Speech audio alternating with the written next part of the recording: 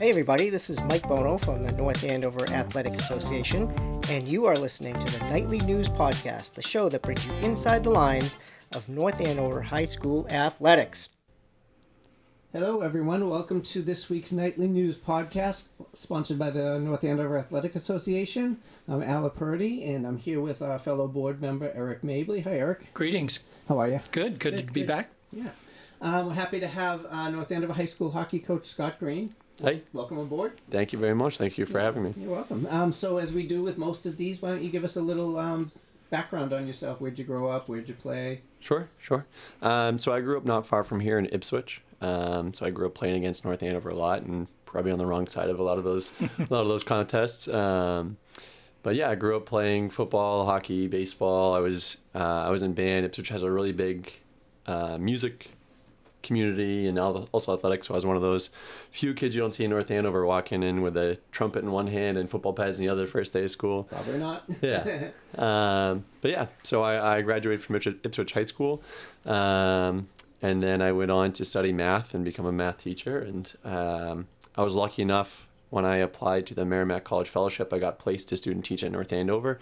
And it's been a great fit ever since. I kind of landed in a really nice spot. So you're a math teacher at the high school? Correct, yes. And you avoided becoming a soccer coach? Yeah. Okay. Probably for the best. Okay, good. Did you play in college or? I did not, no. So that's definitely something that was always kind of hanging over my head when the coaching opportunities came up. I didn't have that college playing experience, but I grew up playing a lot of different sports. I grew up with hockey. The day I was born, my dad's got the recording of, here's another little hockey player. And so I've always loved playing, watching. Both my parents were educators, at least to start their careers. And so teaching and coaching kind of go hand in hand. So it's something that always felt natural to me. And so I knew once I left playing sports competitively that was something I wanted to get into. And I was lucky enough to meet some teachers at the school that knew the hockey coach, and I kind of weaseled my way in there a little bit to help out, and it's blossomed into now being the varsity coach. So was North Andover High as an assistant your first coaching? Yeah, so I spent 2 years just as a volunteer assistant, helping out with varsity and a little bit with JV. Some changes were made with one of our assistants moving on, so our JV coach moved up. I got the JV job, which was really perfect for me. It gave me a chance to kind of get my feet wet and be on my own coaching. I didn't have an assistant, so really kind of learning the ins and outs of organizing a practice plan, organizing a team, getting the kids together, and running a bench on my own, which was definitely a lot of work, but the kids all responded well and helped out. The rest of the coaching staff was all super supportive. I learned under a lot of great coaches. It's kind of helped turn me into the coach I think I am now. So yeah. Yeah, excellent. And we were talking right before we hit the record button. So you guys are in the preseason, so to speak, with another scrimmage scheduled for tonight? Yes. Yep. So tonight is our last tune-up. We've had 2 scrimmages so far.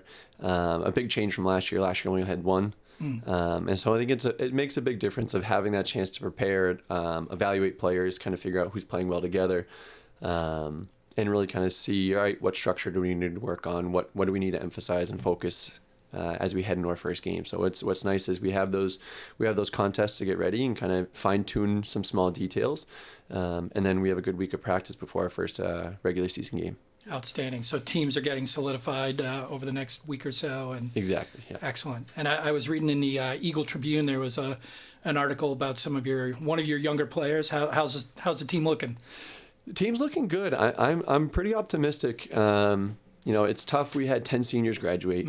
That's always hard to try to replace, especially with a lot of offensive players for us. So a lot of our frontline guys that put up probably about 90% of our points last year.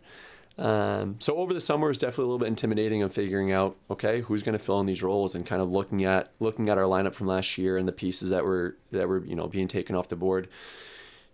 I think our JV coach has done a really good job developing players. He's on board with the systems I want to run, and he's always asking, all right, what are we changing up? And so looking at the players that are coming in, stepping up, I knew exactly what I was getting. So that helps. And so it's just kind of a matter of, can we do it? So who can kind of step in and fill that roles? We have a couple of kids coming back from club or different programs from last year. So hopefully they can kind of help come in and spark some offense for us too. What's your, philosophy, but like, will your I guess, I forget the word I'm looking for, but will you coach differently based on the personnel this year, or do you keep the same system in place and have the players adapt to it, or how? A little bit of both. There's definitely systems that I'm more keen on or more comfortable with the way I play and understand the game. But we definitely want to make changes and adapt throughout the year. I mean, last year I wanted to be really aggressive going in, especially with our forecheck of going two guys in hard. And there was times it worked out, but it just wasn't creating those offensive opportunities. So mid-season we made a change, and you can kind of tell if you look at the record last year that it was a tale of two teams, tale of two halves. We finished very, very strong, just missing on the playoffs. And I think some of those adjustments really helped. And so I think, having the 3 scrimmages this preseason again is going to help us kind of evaluate and say, okay, this is working for these kids. And so, sometimes it's a team system and sometimes it's line by line. And maybe it's all right, this line can be more aggressive, this line can be more assertive. And so, really kind of adapting to the players but also teaching of, all right, this is kind of the main goal. Right. This is what we want to be doing as a team and as a unit. And so it's getting that buy-in, but then also kind of having those little tweaks here and there. Sure. I'm terrible with names. I know the kids I know, but I remember vividly watching games last year, and I'm always thinking ahead because I'm here for a while with the NAAA, and I like to watch all the sports. I saw a couple of young defensemen that impressed me, and Troy, of course, in goal is he a senior now? He's a junior. He's only a junior, right? Yes. So that I said to myself watching that, I'm like, we got a really good sophomore goaltender, and there's a couple of defensemen that I noticed were very good, very young though. Yeah. Yep. So last year we did have a lot of sophomores step up and play big roles. Troy being one of them. I mean, playing 20 and a half. He came in halfway through the first game. But playing that many games as a sophomore and keeping us in all of them, I think there was two games he gave up more than 3 goals.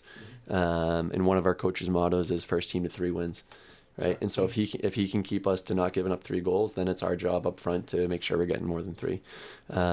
And we didn't do that enough last year, but he definitely made it competitive, and especially after that start. I don't think any kids doubted where the season was going. Everyone stayed positive.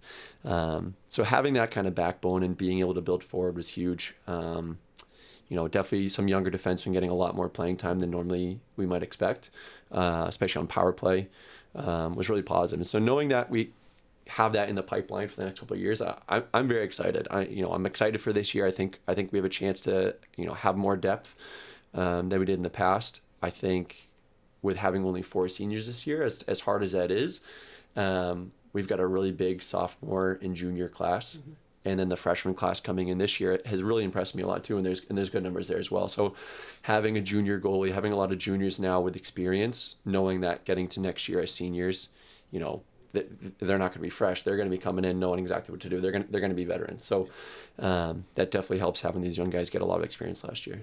A running theme, I think, with interviews with most of the coaches, the MVC. It's a beast in every sport. I think it's the same in hockey. Yeah. Yep, absolutely. And with hockey, it's a little bit different because it's the Merrimack Valley Conference and Dual County League is combined into one, and it's divided into 3 divisions.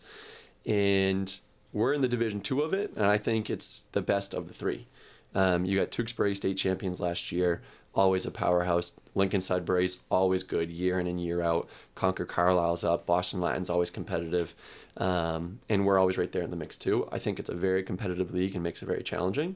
But it's also a big benefit to us is because we get that competition throughout the year. And like if you look at the past, 7 years that I've been part of the program and the success we've had with the playoffs and making it deep and deep runs, it's because we get that test throughout the year. And multiple times. You're playing each of those teams twice.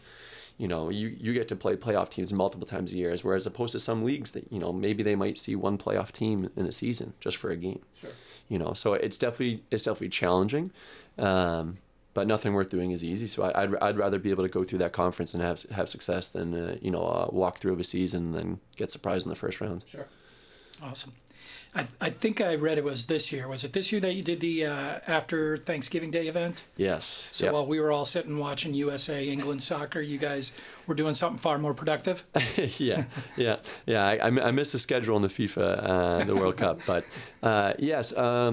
So when I was in high school, the school I played for, they sporadically would do an alumni event. They'd invite alumni back, and what I really liked is it gave me a chance to play with my brother. He was 6 years older than me, so we never got to play growing up competitively. And so that was really fun to be able to do. And it gets you back with your old buddies that you haven't seen in a while. And so, the last few years, it's been an idea that I've wanted to generate. And this year I've been doing a lot of work in the off season with North Andover Youth Hockey. They mentioned, hey, we have this ice. We don't really use it a whole lot. It's the day after Thanksgiving. And I said, hey, I got an idea. Let's, can we run with it? They were very supportive. We were able to get a youth skills competition going, get kids on the ice, kind of displaying some of their talents, which was awesome. We had a family skate, and then we were able to do back-to-back alumni games where game one was my current high school players versus alumni. And then game two was all just a mix of alumni versus alumni. And it was fun. It was cool to be on the bench and see the guys talking to each other, seeing guys I haven't seen since their senior banquet. Some tired legs for sure. But, I was impressed. A lot of guys stayed for 2 games, and I probably would have left after a period or two. So, but it was a lot of fun. It was a great fundraiser. We had some raffles going. Cool. But really, it was about building that community. The hockey community in North Andover is a very tight community. It's a great community. It's been really supportive. And so I want to do what I can to help, build up our program. And that's not just my current guys. It's the future guys with the young kids. And then it's also the alumni, bringing them back and keeping them interested in coming to games. So awesome. It was a very successful event. We're looking to look forward to running it again.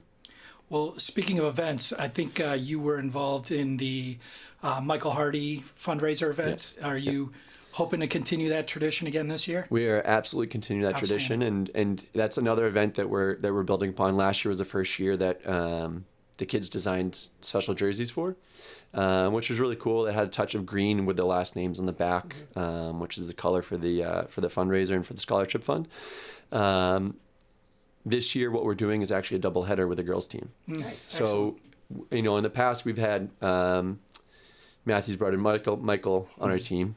And so it was really special to get him in games ever since his freshman year. So his freshman year through senior year, he was able to be with varsity for those games, which was just a really special moment for the community. The family, the Hardy family's been great. They're super supportive. They come to everything. And that's even something after he graduated, something I knew I wanted to continue. And now with Matthew's twin sister, Gabby, playing for HPNA, I thought, well, let's get her involved. I don't have a Hardy on my team. I want to do the game and support it, but I also want to support her and her team. So we're doing a doubleheader on January 22nd at Haverhill Valley Forum. Excellent. The games are in the afternoon. I believe 4 o'clock is the start of the first game. But yeah, it's something I just want to keep building up and keep going. Even after Gabby graduates, it's something that I think is just, a one-of-a-kind event. And it gets the community together. I mean, the people that come out, kids come back from school just to come to that game. I'm pretty sure we're undefeated. I'm pretty sure. So I think it's a game everyone gets up for, which is nice. So, yeah. Paul Hardy and I grew up in the same neighborhood. He was a couple years older than me, and I remember us vividly at different times walking blocks and blocks and blocks with our hockey equipment to play street hockey. So, really good guy, good family. Yeah. 2-part question touches on kind of the same theme. We've asked other coaches that deal with a lot of the club sports. Any issues or how do you handle the issues when you've got the club kid who, maybe the system he's playing with the club team is much different than what you're playing, getting them on board. And secondly, the not as much club, but like the privates, pulling kids. Mm-hmm. How's that? Yeah, absolutely. A big thing I try to communicate, and a coach once told me, is there's a ton of different systems in playing hockey. Right? And just because I want to run one way doesn't mean I'm right and your coach is wrong, doesn't mean your coach is right and I'm wrong. It's just a matter of, hey, this is the personnel we have. This is what I think is going to work. My big thing is I want to be open with all communication with players and just say, hey, this is where I'm coming from. This is what we want to try to do. I love getting ideas from players. So I'll tell them, hey, if you think this isn't working, if there's something else you want to try, let's hear it. Let's do something differently.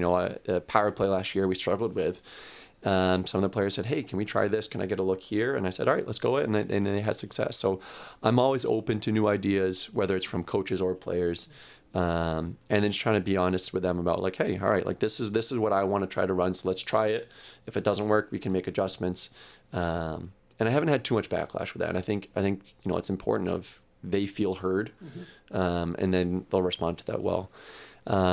There's definitely, I don't know if issue is the word, but, with hockey being a very strong club sport.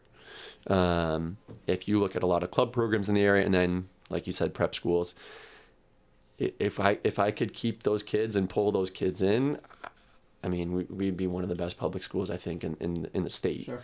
And so that's definitely challenging to think about.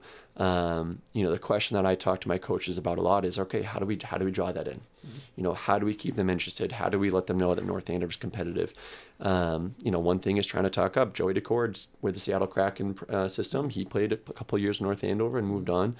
We have a lot of different players that have had success at the high school level, moved on to, something maybe bigger or better, and found success.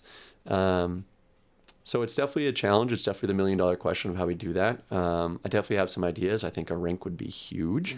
Before we were talking about one of our many home rinks. It's tough when every day, every game, it's all right. Are we in Haverhill? Are we in Lawrence? Are we at Merrimack? And it's, the whole off season, I don't give Steve Nugent a break. I'm asking him, all right, can we get a game here? Can we get practice here? What do we have for ice time?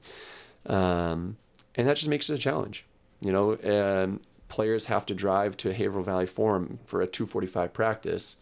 Well, if they can't drive, their parents got to pick them up, and not every parent gets out of work at 2:15 like I do. Sure. And so that poses a lot of different challenges of getting rides there, safety issues. We've had kids get in accidents and thankfully be all right, but there's been players that get speeding tickets because they think they have to rush, even though we say get there when you get there and get there safe. But I just think that could be a big draw.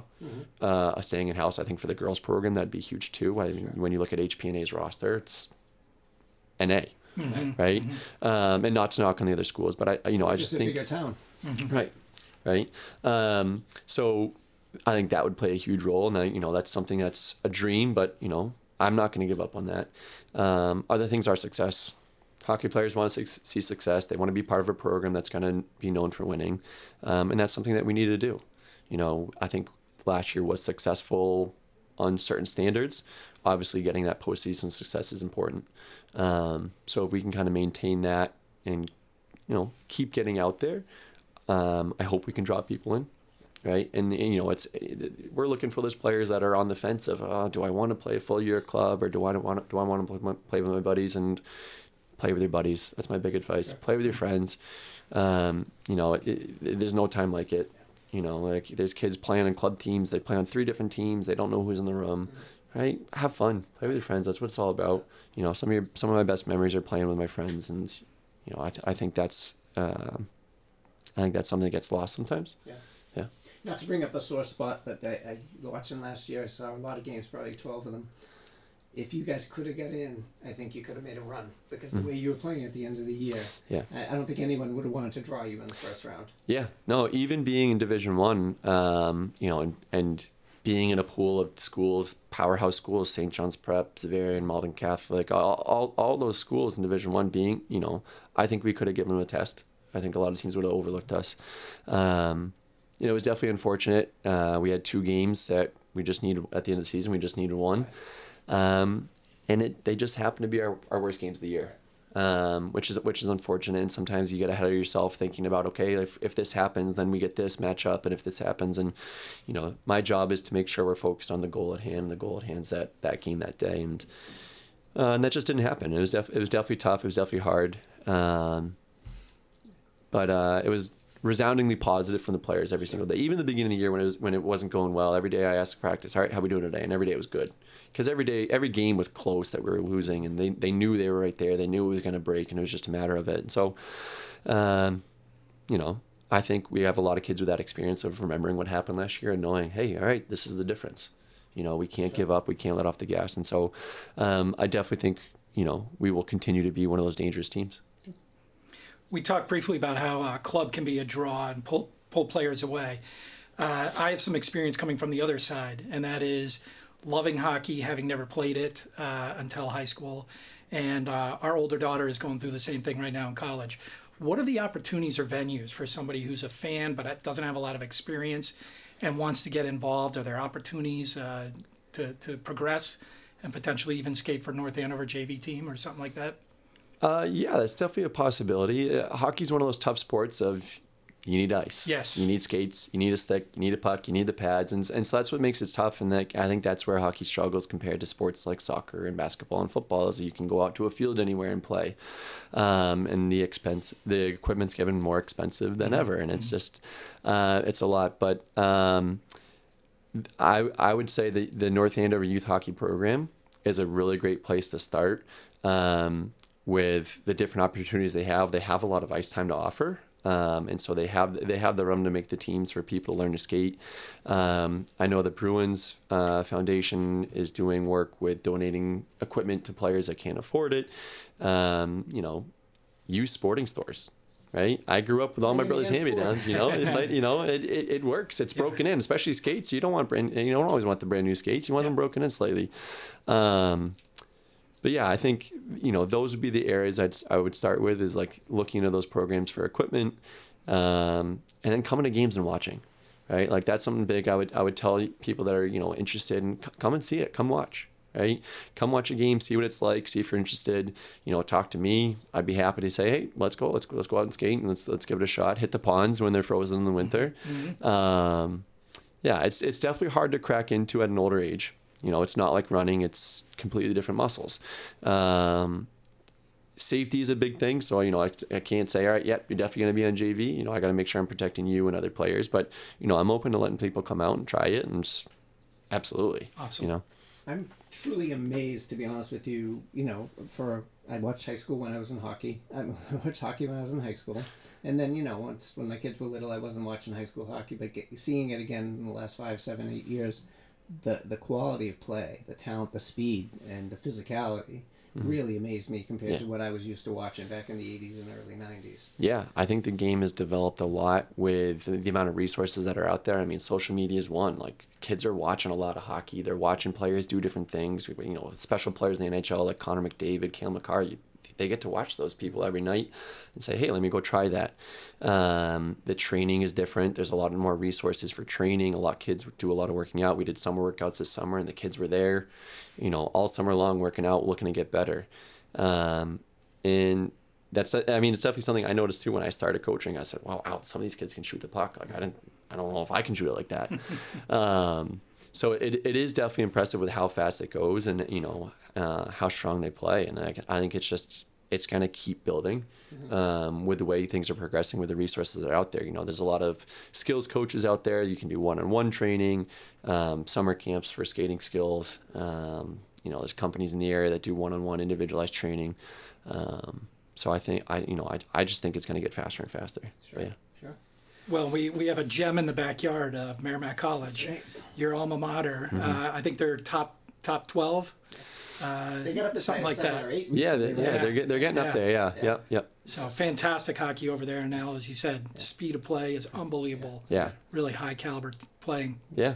And across the country, across the world, it's picking up, and there's more players coming from Europe to play college hockey in the United States. Yep. You go to Merrimack games, and you'll see patches on the back of their jersey, and you're like, wow, Ukraine and Sweden, what are they doing here in Little North Andover? But it's definitely cool to see that, and it's definitely cool to see having a Division I program like that right in town is huge, and that's something I want to try to take more advantage of and reach out to them and say, hey, can we come and watch a practice, or see the locker room, meet the guys, stuff like that, because I think that'd be cool for the kids. Awesome.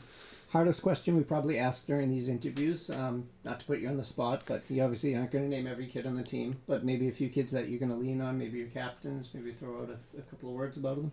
Sure. Yeah. I mean, I'd love to name every guy on the roster because I think everyone's going to play a role, but obviously, there's some that stick out more than others. Troy's a big one, right? We mentioned him earlier. Troy Tikesian. Troy Tikesian. Yep. He's going to backstop us in net all year. I'm really excited for what it's going to look like, what he's going to do. He gives the players a lot of confidence. Connor Chase is our captain right now. He's a strong, big defenseman. He's going to play a lot of minutes. He's going to see a lot of ice time, play a lot of important roles, especially late in periods. Brady Tremblay is a junior, also on defense, shows a lot of positive upside with the offense. Right, he's one of our defensemen coming back that has more than just a few points. And then up front, Kyle Donnelly. Kyle Donnelly's going to be a very exciting player to watch. He's fast, he's smart, he controls the puck very well. He plays both ends. He's our only returner coming back that's a proven scorer at the varsity level, and that's not knocking anyone else. But he had 16 points last year, right? And that's huge as a third line mostly, right? Last year he was on the second line. Okay. Yep, he was on second line. And as a sophomore, getting 16 points is impressive. Sure. And we got some guys coming back. Dylan Fitzpatrick is coming back from a hockey academy. He got bigger and better and faster, and that's going to be exciting. I'm really looking forward to seeing what he can do in games. Watching him in the scrimmages over the weekend, is pretty impressive with his power skating down the ice. So he's definitely going to be another one to watch out for offensively. Great. Thank you. Last question for fun. The Bruins have had quite a start. Not every team, or they're playing as close to perfect hockey as you can, but what have you noticed? If Montgomery calls you up and says, what do we need to be doing better? Oh, boy. That's definitely putting me on the spot. We cut cable, so I haven't been watching a single game. Fair enough. But I've been hearing nothing but good things, and it just seems like everyone's on the same page. And from everything I've been listening to, if I listen on the radio or different podcasts, or what I read about, is they're all just on the same page, listening to each other, buying into that system. It seems like a team buy-in. So I wouldn't have any advice for him right now. If he wants to give me a call, I'll definitely make something up. Skate faster, skate harder, something like that. Pucks in deep, But yeah, no, it's exciting, and maybe we can emulate some of that. We'll see. Absolutely. But it's definitely fun to have that close by, like you said, with the Merrimack having success this year and the Bruins having success. Hockey's buzzing right now. Absolutely. Yeah. Coach Scott Green, North Andover High School Hockey, thank you so much for joining us. Yeah. And I hope everyone listens in next week for our next podcast. Have a good night.